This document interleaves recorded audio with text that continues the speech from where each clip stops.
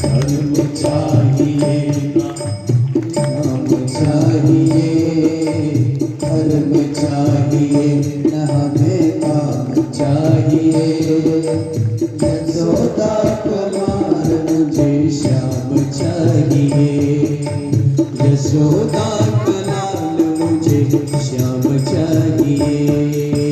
धर्म चाहिए न अर्थ काम चाहिए, धर्म चाहिए न अर्थ काम चाहिए। यशोदा के लाल हमें श्याम चाहिए, यशोदा के लाल हमें श्याम चाहिए, यशोदा का लाल हमें श्याम चाहिए। नाना प्रकार से जब ध्रुव के अंतरतम में भगवान श्री नारद जी ने परमात्मा प्राप्त की हठ देखी, परमात्मा प्राप्त का दृढ़ संकल्प देखा, तो श्री नारद जी महाराज ने ध्रुव जी को मंत्र दिया कि तत्तात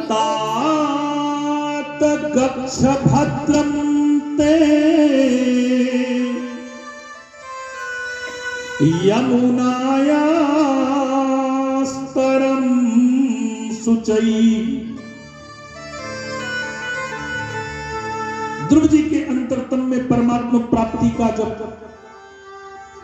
परमात्मा प्राप्ति के लिए तड़प देखी, तो श्री नारद जी महाराज ने मंत्र दिया ध्रुव जी को कि तत्तात गच्छ भद्रम ते यमुनाया स्तरैः शुचैः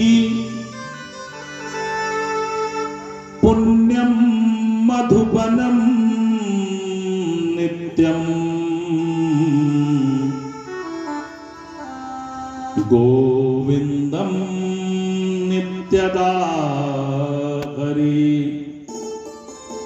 मंत्र दे दिया कि जाओ, यदि तुम परमात्मा प्राप्ति करना चाहते हो तो इस स्थान को छोड़ करके यमुना नदी के तट पर चले जाओ। क्यों?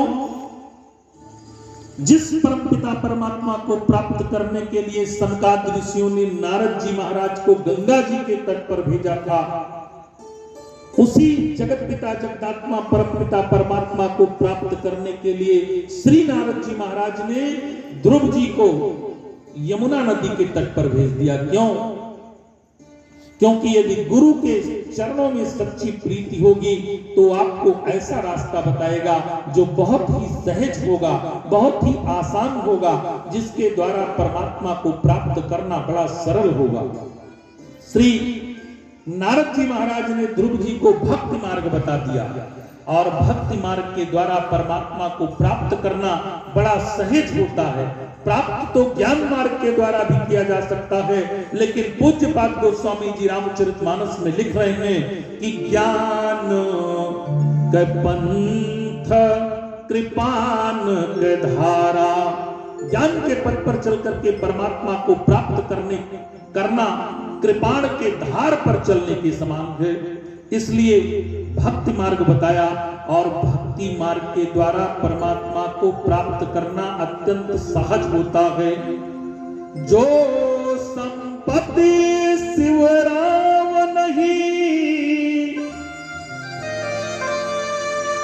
दीन दिए दसमाथ,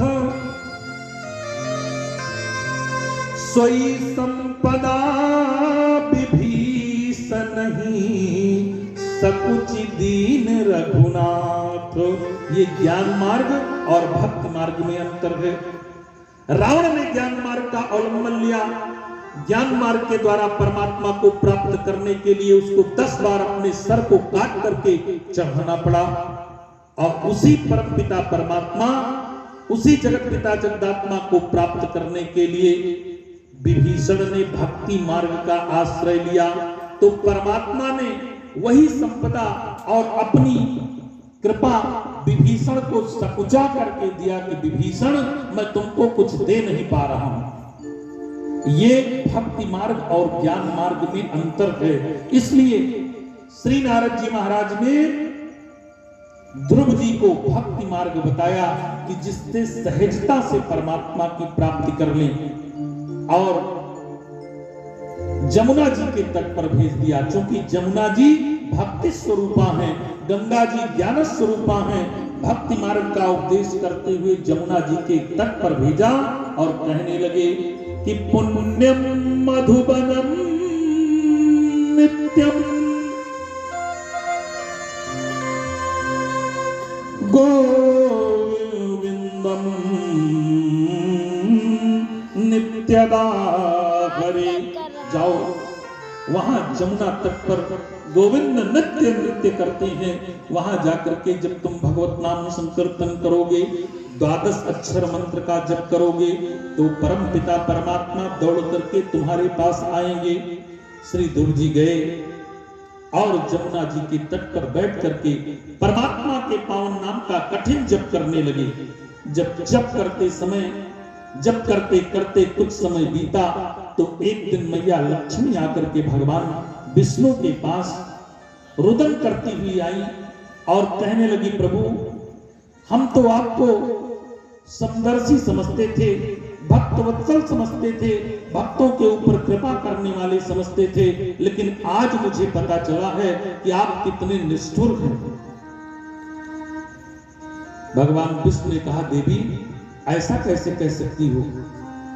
कहने लगे, 5 वर्ष का बालक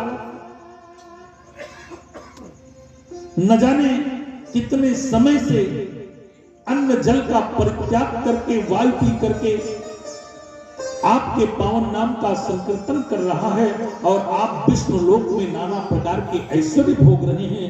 कैसे भक्त वत्सल हैं आप? भगवान की आंखों से अश्रुपात होने लगा। भगवान कहने लगे, देवी मैं भी उसी भक्त के विषय में विचार कर रहा था और तुरंत भगवान गरुड़ छोड़ करके पैदल पैदल दौड़ते हुए ध्रुव जी के पास आए। और जिस समय ध्रुव जी के सामने खड़े हुए, ध्रुव जी की रोमावलियां पुलकित होने लगी, आंखों से अश्रुपात होने लगा, आंखों से अश्रुपात होने लगा। और जब भगवान का भजन करते समय, जब भगवान के मंत्र का जप करते समय, जब भगवान के पावन नाम का स्मरण करते समय रोमावलियां पुलकित होने लगे, आंखें सजल हो जाएं, मन प्रसन्न होने लगे, तो आप जान लीजिए कि परमात्मा की पावन कृपा आपको प्राप्त हो रही है।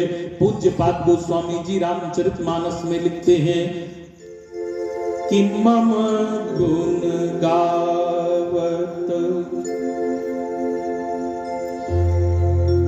पुलक शरीरा